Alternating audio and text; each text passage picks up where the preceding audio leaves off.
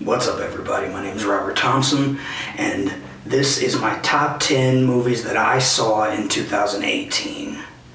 Now, I'm going to add a caveat before I get into it. Let me start by saying that these are movies that I saw in 2018. They are not necessarily movies that came out in 2018. So these are the top 10 movies, in my opinion, that I saw within the past 365 days. Now, you may be wondering who I am and what right I have to give my opinion on such matters. Well, I am the writer of such hits as and the director of such hits as. It's neither here nor there. Give it time. But, like most of you, I enjoy giving my unsolicited opinion about things that I don't really have any impact on whatsoever, and that's why I'm here today. So let's get into it.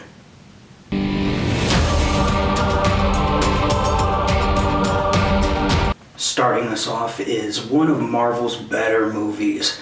I have to go with 2018's Black Panther at number 10. Now, I know this is going to be heresy to some of you, and the fact of the matter is that it's getting a lot of nods for the award season and stuff like that, but I'm going to get into that a little bit. First, let me go into some details. Black Panther stars Chadwick Boseman, Michael B. Jordan, Lupita Nyong'o, and Denai Guerrero. Director Ryan Coogler, one of the best directors working today, without hesitation. This dude is amazing. I watch everything I can that he directs, and I look forward to seeing what he brings with the sequel and with other projects that he has lined up. The writers include himself and Joe Robert Cole, cinematography done by Rachel Morrison, and editors include Debbie Berman and Michael P. Shaver.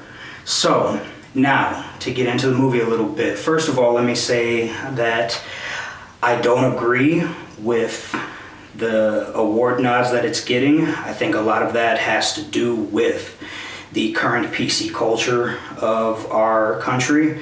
And while it's a fantastic movie, it's a great movie. All right, I love it, and I love the character. I love what they're doing with the character and what they're setting up with the character. Was it one of the best movies of the year? No, and it wasn't even the best superhero movie of the year. Very good movie, not one of the best of the year. Now, that said, a lot of things that made Marvel movies lack prior, Black Panther took advantage of fixing, notably the villains. Now, you have Andy Serkis, who played Clow, and you have Michael B. Jordan, who was fantastic. The dude just rocked it. He was probably, up until one of the other movies I'm going to mention later in the video, the best Marvel villain to date. And then you have characters set up like M'Baku, who is Man-Ape, and I look forward to seeing what they do with him in the sequel, including his character from Infinity War. I think that it's going to have a lot to do with Black Panther 2. The visuals were stunning. I did have some issues with a couple of the CGI scenes, particularly when he woke up and saw his father in the dream sequence. I feel like that green screen work, it lacked in a couple shots. It felt really, really fake, really low budget. But otherwise, truth be told, it was some of the better visuals of any Marvel movie. And the acting was fantastic, and I have to give a nod to them. It started in Civil War, but I feel like Ryan Coogler and Boseman really took advantage of, with Black Panther specifically, setting up this character moving forward. Like, we all know that Avengers Endgame this year is going to kind of be the end of the MCU as we know it.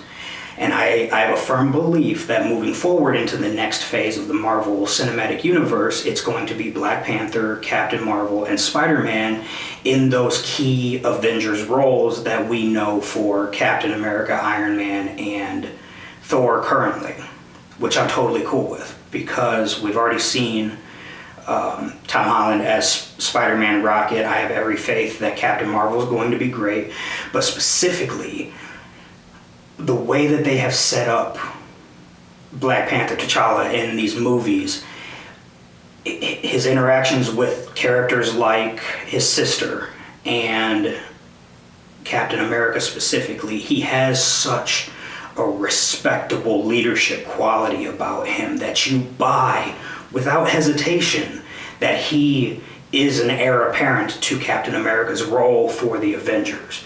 Without him leading the way moving forward, I feel that the Avengers team that they establish would lack, but they have done such a great job with this character that I believe it. It's okay if Captain America's not around after this year. He doesn't need to be, because Black Panther will be there. And I buy that he's going to step up into that role and say, you know what, we have to come together, we have threats that we have to face, we have to do it as a team. I'm going to lead the way. I'm never going to ask my team to do anything I'm not willing to do myself. It's just the way that they have established his character in the MCU, and it's not very far off at all from his comics and cartoon counterpart. But he does such a fantastic job, Boseman does, at portraying that you buy it. And I love that. So Black Panther is without a doubt one of the top 10 movies of 2000 that I saw in 2018. I just wouldn't say it's one of the best movies I saw from 2018. So we'll see how the next couple months play out with the award season.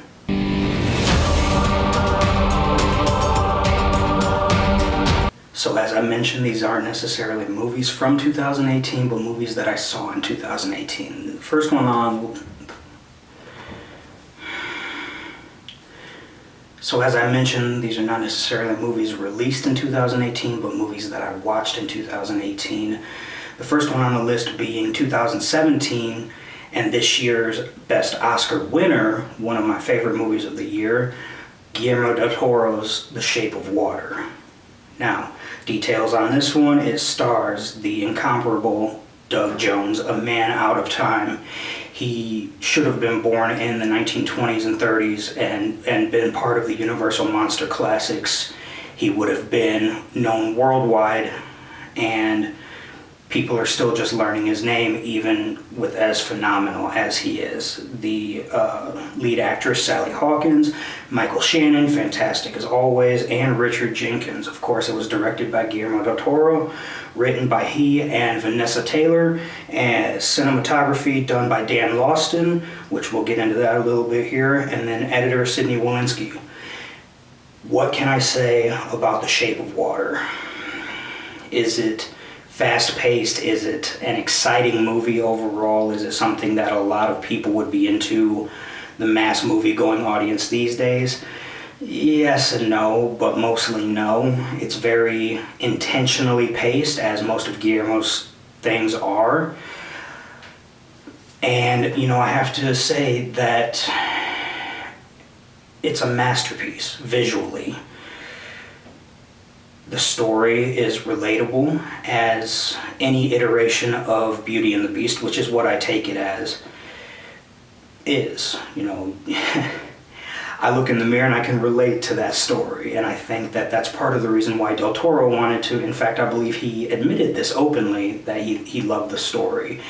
This idea that this beautiful, sweet, kind and caring woman could fall in love with something that everybody else would be afraid of or just wouldn't accept, especially not in that sense. And I get that. I relate to this movie on a very deep level, as I'm positive that Guillermo did himself. That's why he made it. That's why he told this story. Now, what I will say is, visually, it's probably my favorite Del Toro movie. And at this point, I have to admit, and I have to agree with friends who say that if you were to freeze any specific frame of it, you know what a Del Toro movie looks like. It's visually unequaled.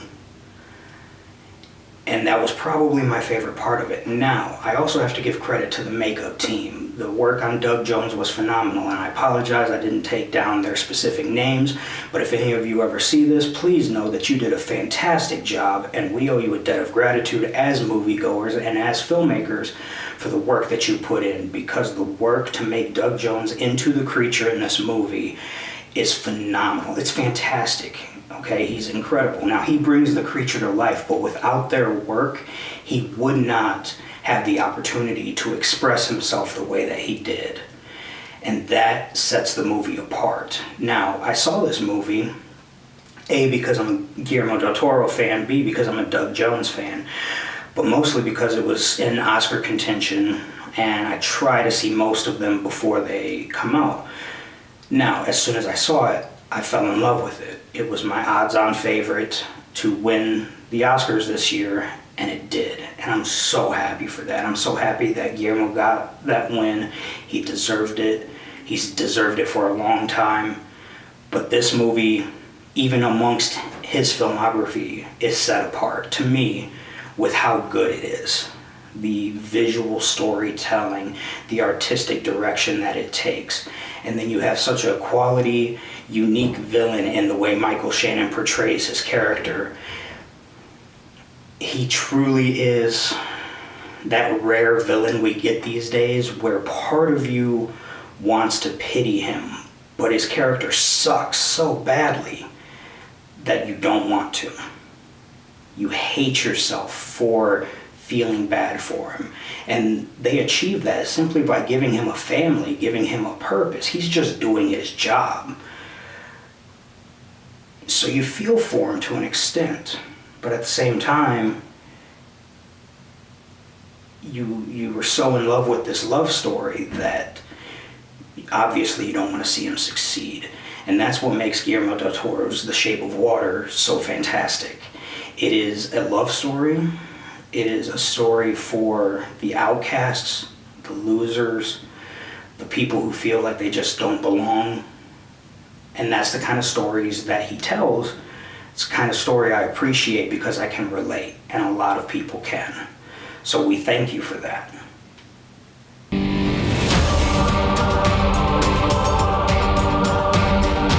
This one's the first sequel on the list, and there's a reason why it makes the list. That's the incomparable Denzel Washington. 2018's The Equalizer 2, the follow-up to the fantastic Equalizer television series into a movie. Denzel starring as Robert McCall. Antoine Fuqua has a beautiful visual style. Okay, he may well border that line between dramatic and action director better than anybody there is, except maybe David Fincher. He's up there. I love Fuqua's visual style, and that continues in this one. Now, Equalizer 2 stars Denzel, of course, and then Pedro Pascal as the villain, who most of you would remember as, or from Game of Thrones, as the Red Viper. Now, it's directed by Fuqua, the writer is Richard Wenk, cinematography is done by Oliver Wood, and editor was Conrad Buff. Let me start by saying this. The Equalizer, the first one, was one of my favorite action movies of the past decade, easily. Perfect in nearly every way. As a matter of fact, and a lot of people are going to verbally hang me for this, but I preferred the first Equalizer to John Wick. It's just perfect to me as an action movie. Equalizer 2, not as good overall, but still, obviously it's on this list, very, very good. Okay, the acting goes without saying. The fight choreography, fantastic job, everybody involved with that.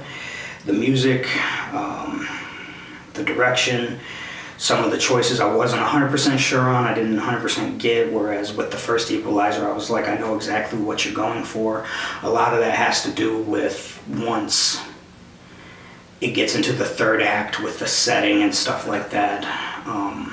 some of the visual choices weren't necessarily my favorite, but I still liked it. Obviously a good, fun movie, and there needed to be a way to separate McCall and these other obvious killers away from society and the public eye. So that's what they had to do. Equalizer 2 was one of the better follow-ups. I mean, if you're talking action sequels, it's a very, very, very, very narrow list on what quality action sequels there are. Equalizer 2 is on that list. It has to be. Okay? It is that good. It's just not as good as the first movie, which is okay. But I would do pretty much anything to see Denzel back as Robert McCall again. I think most people who appreciate action and who appreciate their work would agree with that. Leaving it at just 2 Equalizer movies, just Denzel, you can kick ass until you're 85, 90 years old. I'm still going to be there to watch Equalizer movies as long as you're in them. All right.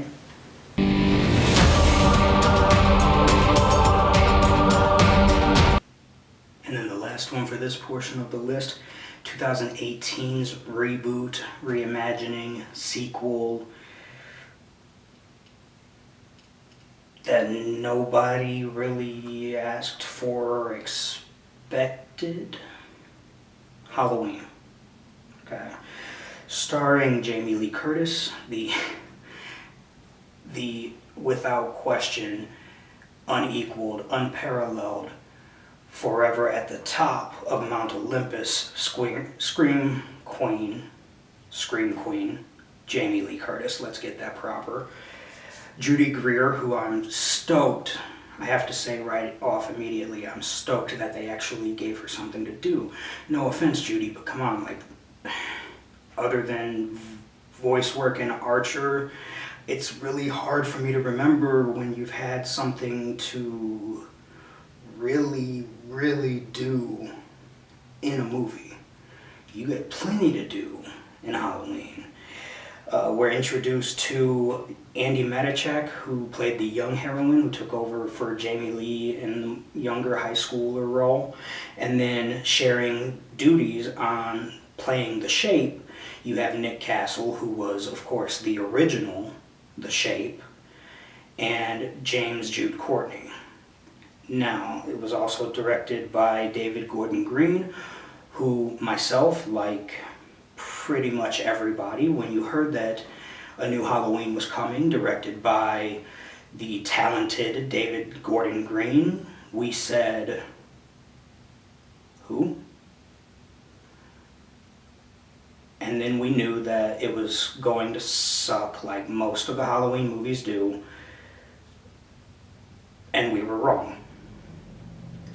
It was written by Green, Jeff Bradley, and Danny McBride, who again, when you hear Halloween and think Michael Myers, you don't immediately think of the jerk-off dude from the James Franco sequence and the guy from Eastbound and Down. But again, you know, like, I had the same reservations that a lot of people had when it came to why is Danny McBride writing Halloween. I asked that, as 99.9997% of you asked that, and collectively we were like, why? Who is this director? Why is this writer writing it? Why? Why is this even being made? And again, we were wrong.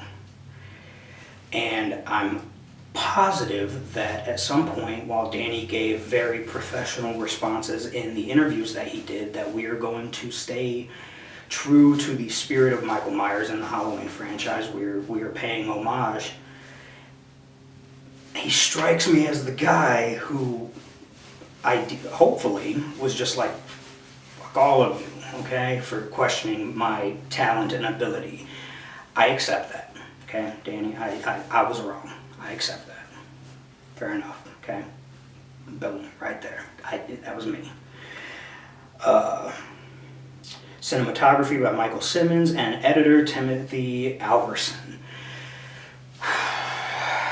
Again, who really wanted to see another Michael Myers movie? Now, like, look, you either loved or hated the Rob Zombie movies. I don't know anybody that saw Rob Zombie's Halloween remakes and was like, they were okay. You were either like, those were sick, and most of those people are Rob Zombie movie fans. In general, cool, no offense to you. Me personally, I was like, I'm not a fan. You know, I don't want to say they suck. They didn't suck. I just wasn't a fan. I didn't care for them. The only thing that I did care for in either of them was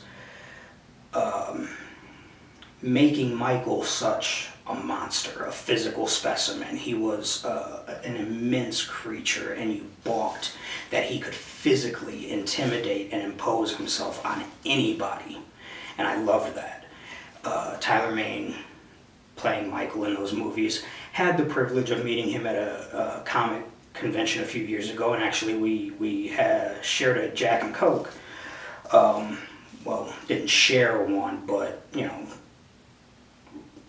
each had one, got to chat for a few minutes. It was cool. But the dude's just enormous. You know, I'm short, well, that's fine, but compared to even a tall person, he's big guy. That's cool. I like that. Bringing it back, you know, we're all like, why? Why do we need another Halloween? And then they're like, oh, well, by the way, this Halloween is going to go all the way back, and it's just going to be a direct sequel to the first Halloween. Not even Halloween 2 with Jamie Lee, that takes place on the exact same night as the first movie. That's going to be done away with. Everything. Everything Michael Myers related except the first Halloween is going to be done away with for this story. And I don't remember the exact number of timelines that the Halloween franchise has created, but it's somewhere in like the 5 to 6 range. Like there's 5 or 6 different timelines and universes of Michael Myers' story, okay? That's mind-boggling. And I'll be honest, after seeing the movie, in fact I saw it twice, I have to admit, I don't really see why they had to go back and do away with at least the first sequel. I feel like a lot of that, pretty much all of the first Halloween 2, the original Halloween 2, could have been kept, and parts of this one could have been reworked to keep that. I'm not exactly sure what creative purpose it served to do away with everything except the first movie. I don't know. But I do know that how they did it and the story that they're now telling, I really, truly dig. I really do. And I'm interested to see where it goes from here, because we all know we're going to get more Halloween now because this movie did really well. And it was good. It was very good. Visually, I loved that they used a lot of sodium vapor feel. It was a lot of orange and a lot of black. It was a very warm feeling movie, which is what a scary movie should be.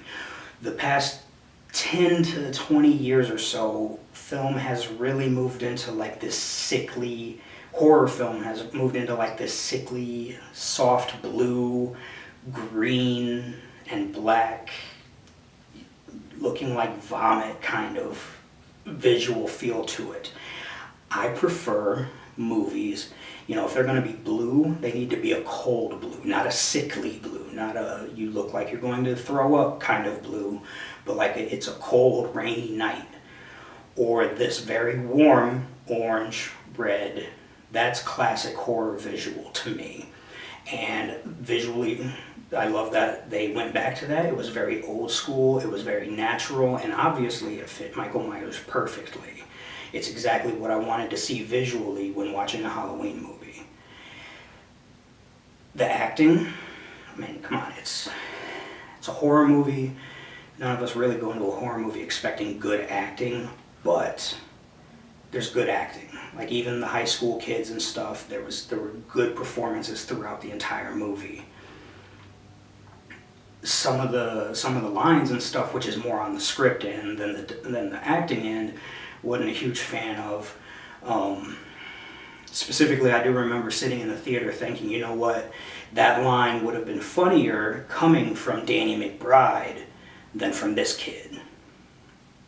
And that's just a price you pay when you have a comedic actor and a comedic writer who tackles something. Again, Danny did very well, very well. I love the script, I love the movie. But just a couple instances where I was like, you know, that would have been funnier coming from somebody like him as opposed to this kid. Now, the thing that I loved that this movie did that brought it more up to date, and the only other movie I compare it to in this regard was Wes Craven's Scream 4 a few years ago, in that the filmmakers acknowledged that we're doing a movie that is a follow-up to a classic. We need to pay honor and homage to that classic. But today's horror fans expect certain things. Specifically the violence and the blood. Scream 4, I felt, did it very well. It kept with the concept of Scream, the theme of Scream, but it brought it to present day. And then it made it more violent. Okay, the original Scream, the violence overall was at like a 5. Okay, but then Scream 4 was like, fuck your knob. Okay, so this movie did the same exact thing. Alright, the first Halloween got away with so much because it was creepy. It let the shadows play with your mind, which is what horror should be.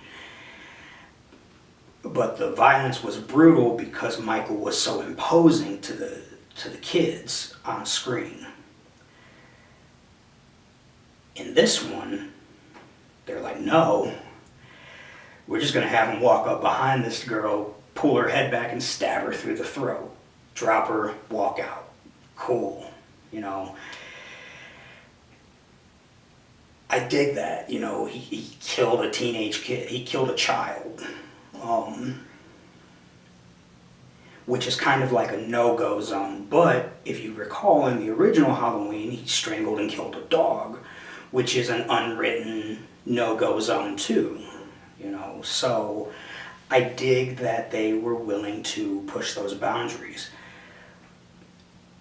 And then to emphasize this violence that we see from him throughout the entire movie, then you have Jamie Lee Curtis come along, who is not the victim anymore. She's went out of her way and spent the last 40 years fighting and working and planning not to be the victim. Okay, we get her granddaughter to play that part, at least for the first, you know, 2 3/4 of the film.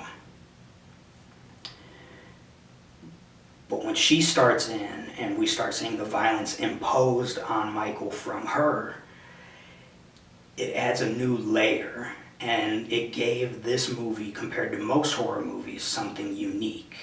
Okay, I would like to see more horror movies where the heroes actually have an opportunity to fight back. But that, again, requires an evolution in the villains, okay? If you have Jason Voorhees, and you have Michael Myers, and you have Pennywise the Clown, you have these characters that are inhuman by nature. You know, Michael Myers is suddenly back to being a human. There's not a cult that's driving him, okay? He's not a demon, he's not possessed, he's not potentially some sort of creature. He's a human, he's a man who is driven solely, intently by one purpose: revenge. And he's just biding his time. His inhumanity comes from his patience. And there's this payoff that we get thanks to that patience. You feel by the end of this movie, you know what? I didn't even want this movie in the first place. But after 40 years, damn, that was worth it. That was a payoff. But when you get heroes that fight back, when you get heroes that step up to that next level, your villains have to step up to that next level. And I'm curious to see how they have Michael do that, because let's be honest, Laurie fucked him up bad. Like, fuck your fingers, your shoulder, set you on fire. Like, I mean, obviously he's gonna survive, but dude, plus you're like 70, all right? So I'm curious to see where they're gonna go, because he has to evolve in some way to continue to make him a threat. His target's daughter, and his target's granddaughter all fought back. We all saw that heroes are capable of sticking up for themselves. Now, I'll give credit, the movie made an emphasis of it being female heroes that stuck up for themselves. But heroes in general, when you're just an average, everyday Joe Schmo human, and you fight back against this image of evil, suddenly I'm curious to know how they're going to back out of this corner where it's suddenly like, hey, she messed Michael up, but he's going to be back. How? Like, the dude's not going to roll up in a wheelchair and like cut her knee out from under her and roll off. Like, that's not how it works. So how does he evolve? And that's what I'm excited to see. This movie reestablished a horror icon, arguably the horror icon, as a franchise that I want to see. Prior to that, the reason why I went and saw this one in the first place was I was like, you know what? I love Michael Myers, as most of us do. Anybody that loves horror that doesn't like Michael Myers, you don't love horror. Get the fuck out of here. Went and saw it because, hey, it's Michael Myers. I'll give it a chance. It's Halloween. I don't expect anything great, but I'll give it a chance. It was a damn good movie. One of the top most impressive Halloween movies for sure, and I look forward to seeing more from this team. So that says a lot in a world where we are inundated constantly with remakes and reboots and sequels that we don't want, don't ask for, don't need, but they're just shoved in our face, generally for a cash grab. This didn't feel like that. This felt like the production company, the talent, both in front of and behind the camera, actually give a damn about telling this story and satisfying the fans that they know what they're expecting. Nothing is better from a nerd point of view than knowing that a movie that you want to see, a character that you're a fan of, a franchise that you're a fan of, is being made by fans to some extent. Okay, they're not going to make a bad movie because they wouldn't want to see a bad movie. They wouldn't want to disrespect this character that has been around for 40 years. And you have to love that. You really do.